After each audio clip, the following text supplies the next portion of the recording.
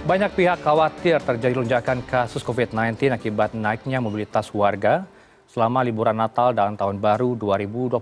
Berdasarkan pengalaman, lonjakan COVID-19 selalu mengikuti masa libur panjang tercatat pada Nataru tahun 2020 dan juga 2021 lalu. Memang terjadi tren kenaikan kasus. Lantas bagaimana dengan masa liburan tahun ini? Apakah sudah ada lonjakan kasus dan bagaimana prediksinya ke depan? Berikut data yang berhasil kami himpun dari tim Litbang CNN Indonesia. Langsung saja kita simak bagaimana sebaran COVID-19. Kalau Anda ingat, saya kembali ingatkan Anda bahwa COVID-19 sejak tanggal 2 Maret 2020 sudah masuk ke tanah air. Kalau Anda masih juga ingat, varian dari COVID-19 yang ada di tanah air diantaranya adalah Alpha, Beta, dan juga Delta. Dan yang terakhir kita tahu ya, ada Omicron.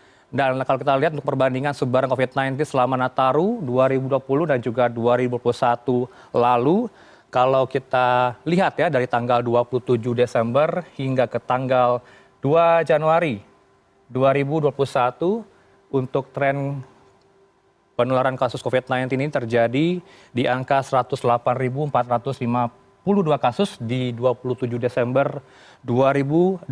Nampaknya dari tren ini tidak naik signifikan maupun turun signifikan, bertahan di angka 100.000, puncaknya di 2 Januari atau pasca tahun baru 2020 di angka 110.400 kasus. Tidak ada kenaikan atau melebihi dari 100.000 dan juga tidak ada penurunan di angka 90.000. Tetap bertahan di angka 110.400 kasus sepekan saat Natal dan juga pasca tahun baru 2021. Untuk tahun 2021, kita bergeser di 2021. Kalaulah di tanggal 2 Januari 2021 ada 110.400 kasus, ternyata untuk periode berikutnya, Nataru di 2021, 27 Desember 2021, cukup banyak penurunan yang terjadi karena berbagai upaya dari pemerintah telah dilakukan, seperti mewajibkan. Kalau Anda lihat perkembangan terakhir atau pada tanggal 2021 di Nataru, wajib untuk booster atau wajib untuk vaksinasi, yaitu dosis pertama dan dosis kedua belum masuk booster ya.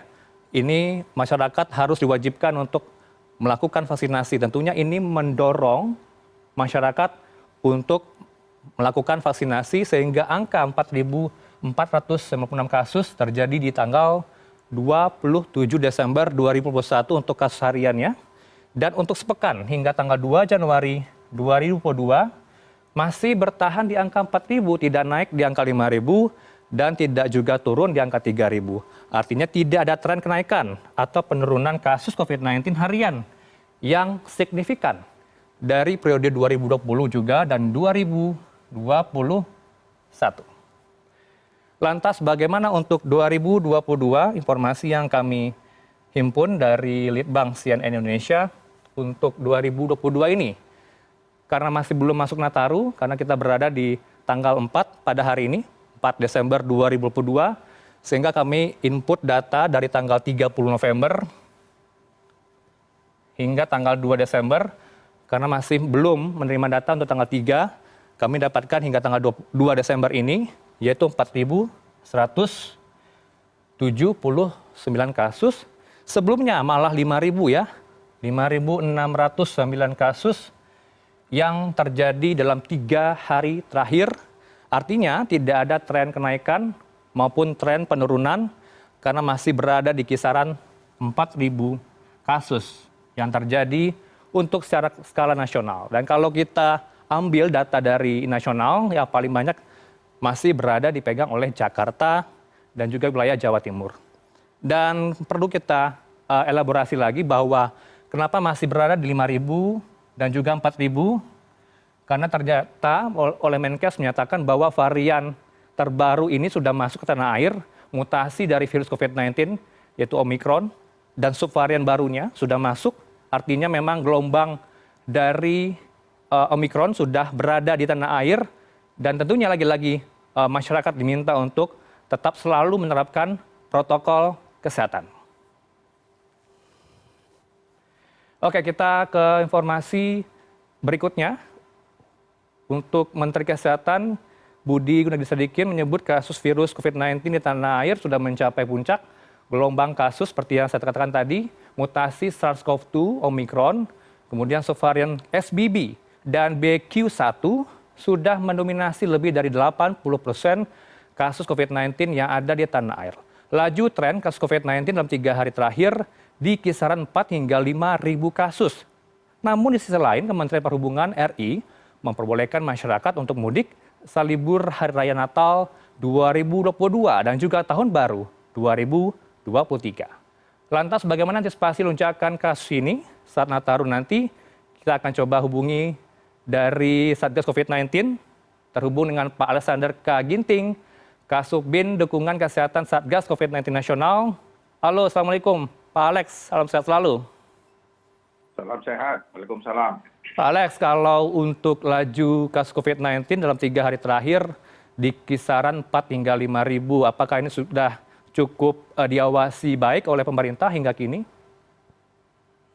Yang pasti bahwa di bulan Oktober, November, Desember terjadi kenaikan kasus yang cukup signifikan kalau kita bandingkan di bulan Agustus, September.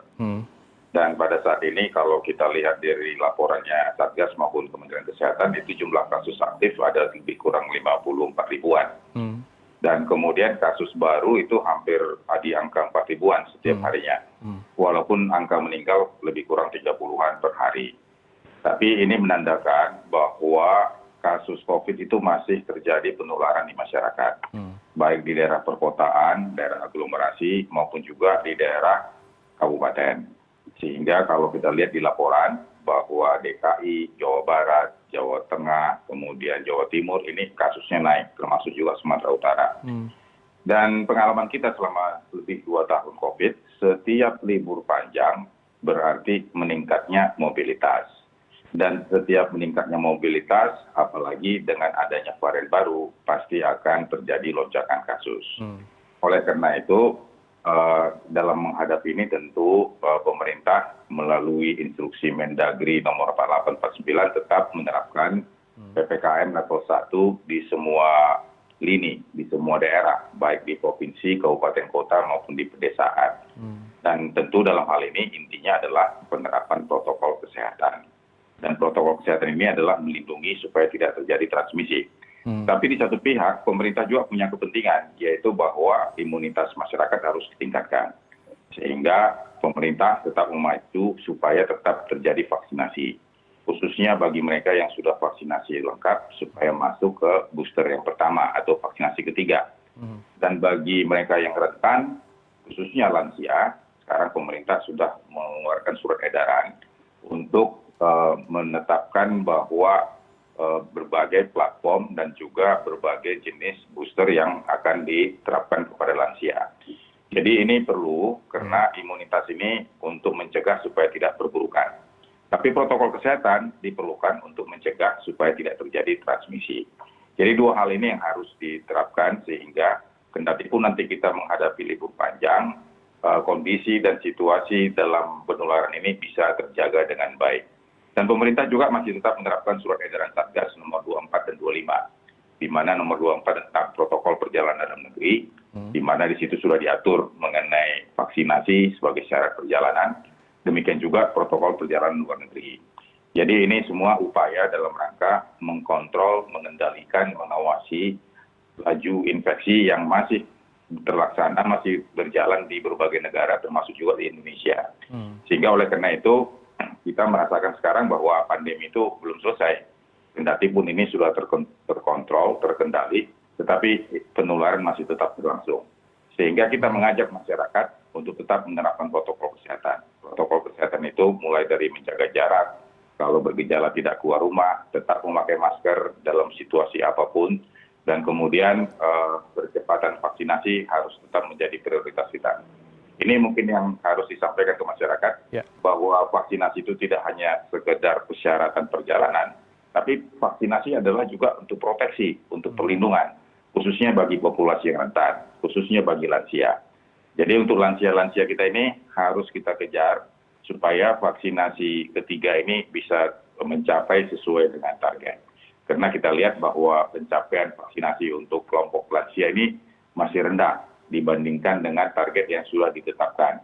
Sehingga oleh karena itu, keluarga, anak-anak mendorong para lansia yang ada di rumahnya masing-masing supaya bisa mensukseskan vaksinasi tersebut, khususnya kepada orang tua. Dan untuk tenaga kesehatan ini sudah dilakukan booster kedua. Dan ini lebih smooth, lebih mudah dilaksanakan karena mereka terkonsentrasi pada satu tempat. Tapi pada populasi rentan yang menyebar di berbagai distribusi wilayah yang berbeda, ini tentu memerlukan ekstra energi dalam rangka cakupannya.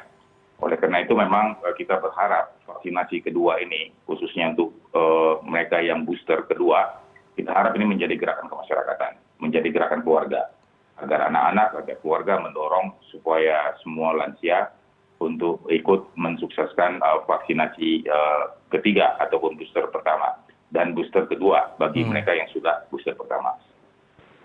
Baik Pak Alex, kalau saya review kembali nih Pak, tren kasus COVID-19 di tahun 2020 sepekan saat Nataru di periode 27 Desember hingga ke tanggal 2 Januari di tahun 2020 ini masih berada di kisaran 100.000 kasus.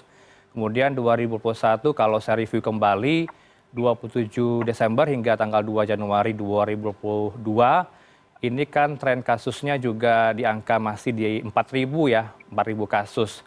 Kalau nanti bayangannya atau prediksi Anda seperti apa? Apakah sepekan setelah Natal maupun Tahun Baru masih bertengger di angka 4.000 kasus malahan atau nanti naik Pak? Pak Alex. Ya, jadi sepanjang protokol kesehatan bisa diterapkan dan kemudian regulasi surat edaran Satgas protokol perjalanan dalam negeri ini bisa diimplementasikan dengan baik, ini kasus bisa terkontrol. Yang harus kita ingat juga adalah bahwa situasi tahun 2020, 2021, dan 2022 berbeda. Berbedanya itu adalah di jumlah vaksin pertama, jumlah vaksin kedua, dan jumlah vaksin ketiganya. Di mana coveragenya itu, di mana yang vaksinasi pertama itu sekarang sudah hampir 90%. Ya, dan kemudian di vaksin kedua juga sudah hampir mendekati 80%. Yang menjadi persoalan kita sekarang adalah vaksinasi ketiga. Jadi sudah menjadi pengalaman kita di setiap libur panjang, kemudian ada varian baru, pasti kasus naik. Tapi kita berharap kasus naik itu tidak mencapai sebagaimana yang terjadi di tahun 2021 ataupun 2020. Kenapa? Karena cakupan vaksinasi kita itu sudah lebih luas. Dan kemudian jumlah untuk mereka yang di booster pertama itu sudah lebih tinggi. Dan kemudian platform vaksin kita juga sudah lebih banyak tersedia. Tinggal sekarang bagaimana protokol kesehatan itu bisa diterapkan dengan baik. Aplikasi Peduli Lindungi ini bisa dilaksanakan di setiap tempat pelayanan publik. Demikian juga di sektor-sektor di pendidikan dan juga di kantor, di kampus, ini juga harus diterapkan. Sehingga bagi mereka yang bergejala, bagi mereka yang sakit, hendaknya mereka tidak keluar rumah dan kemudian berada di rumah. Karena harus bisa kita bedakan bahwa bagi mereka yang tidak menerapkan protokol kesehatan, ini resikonya adalah infeksi. Tapi bagi mereka yang menerapkan vaksinasi, itu keuntungannya adalah bahwa imunitasnya naik. Dia bisa terinfeksi, tapi tidak menjadi sakit berat. Jadi ini yang harus kita lihat. Sehingga makanya kalau kita bandingkan tahun 2020 dan 2021, itu angka hospitalisasi tidak setinggi yang sekarang. Demikian juga mortalitasnya. Ini semua adalah karena vaksinasi yang sudah cakupannya lebih baik. Tapi masa vaksinasi ini ada batasnya. Jadi kalau dia sudah lebih dari 6 bulan atau lebih dari 9 bulan, kita anjurkan dia supaya vaksinasi lagi kembali. Dalam hal ini dilakukan booster. Nah, bagi mereka yang punya komorbid, kita harapkan juga tidak lalai. Misalnya mereka punya diabetes, asma, PPOK misalnya, ataupun penyakit gagal ginjal kronik. Ini juga tetap harus berobat. Makanya pemerintah juga membuka RSUD, membuka rumah sakit untuk tetap melakukan pelayanan penyakit-penyakit dasar. Jadi kualitas pelayanan juga harus tetap ditingkatkan. Jadi tidak bisa kita hanya fokus di COVID saja, karena kalau penyakit lain juga membuat COVID ini juga bisa meningkat, karena dia menjadi komorbid. Baik, terakhir Pak Alex, tadi rekan kami dari lapangan Banteng, Jakarta Pusat melaporkan masih ada upaya untuk menggenjot vaksinasi apalagi booster ya Pak Alex. Sebagai gambaran ke publik nanti kalau untuk booster kedua yang diwajibkan bagi mereka yang komorbid saja atau lansia Atau bagaimana ya Pak, kalau kita tahu kan memang Indonesia sudah punya vaksin produk dalam negeri. Saya catat Indovac ya, salah satunya Indovac yang sudah diuji klinis. Bagaimana untuk kedepannya, bayangan untuk masyarakat gambarannya Pak Alex? Apakah wajib seperti saya dan juga rekan-rekan media maupun masyarakat luas, apakah perlu di booster kedua lagi? Ya, jadi kita harus lihat surat edaran Kementerian Kesehatan bahwa yang melaksanakan booster kedua itu adalah bagi mereka yang sudah melaksanakan booster pertama. Dan booster pertama ini dikerjakan bagi mereka yang sudah melaksanakan vaksinasi dasar, yaitu 1 dan 2. Jadi proses ini harus dikerjakan secara berurut, jadi tidak boleh lompat. Jadi tidak bisa misalnya saya sudah ikut vaksinasi dasar 1, 2, terus kemudian tiba-tiba menyatakan bahwa saya mau langsung ke booster kedua, tapi booster pertama ini sudah ada. Baik. Jadi oleh karena itu untuk dosis lanjutan ini pemerintah sudah menciptakan ada 2 mekanisme, yaitu satu namanya homolog, yaitu pemberian dosis lanjutan dengan menggunakan jenis vaksin yang sama dengan vaksin primer dosis lengkap yang telah didapat sebelumnya. Atau heterolog, yaitu pemberian dosis lanjutan dengan menggunakan jenis vaksin yang berbeda dengan vaksin primer dosis lengkap yang telah didapat sebelumnya. Jadi misalnya kalau primer yang tadi Sinovac, dia bisa dapat AstraZeneca, Pfizer gitu. Atau dia dapat AstraZeneca, dia kemudian dapat Moderna. Ini sudah diatur pemerintah untuk booster pertama. Demikian juga bagi mereka yang booster kedua untuk kelompok lanjut usia. Jadi kelompok lanjut usia ini penting karena kita harus benar-benar melindungi mereka karena mereka termasuk adalah populasi rentan. Dalam hal ini juga sudah diatur, misalnya mendapatkan AstraZeneca sebagai primernya, maka untuk di boosternya itu bisa mendapatkan Moderna ataupun Pfizer. Dan ini pemerintah sudah menyiapkannya, walaupun di konsiderasinya itu menyatakan tergantung juga ketersediaan. Sehingga bagi masyarakat sebenarnya tidak perlu pilih-pilih. Yang penting adalah bahwa mereka melaksanakan prosedur untuk melaksanakan vaksinasi dasar, kemudian melakukan booster pertama, dan kemudian booster kedua. Tidak perlu tanya kanan kiri, di sana ada Sinovac, di sini ada Moderna, di sana ada Pfizer. Itu tidak perlu karena semua pemerintah sudah melakukan uji dan kemudian ini sudah rekomendasi dari ITAGI bahwa semua vaksinasi apakah dia menjadi booster pertama atau dia booster kedua atau dengan berbagai merek, apakah dia dosis penuh, apakah separuh dosis, itu semua baik kalau sudah disuntikan. Kalau tidak disuntikan, itu berarti itu belum memberikan manfaat kepada kita. Baik. Dan yang penting juga bagi lansia adalah mengkontrol dia punya komorbid. Sering terjadi dia sudah booster 1, booster 2, tapi penyakit diabetesnya nggak makan obat. PPOK semuanya nggak diobatin. Ini juga memberikan juga perburukan juga. Jadi oleh karena itu harus sama-sama dan pemerintah sudah memfasilitasi ini baik di layanan kesehatan primer maupun juga di layanan kesehatan lanjutan seperti di rumah sakit.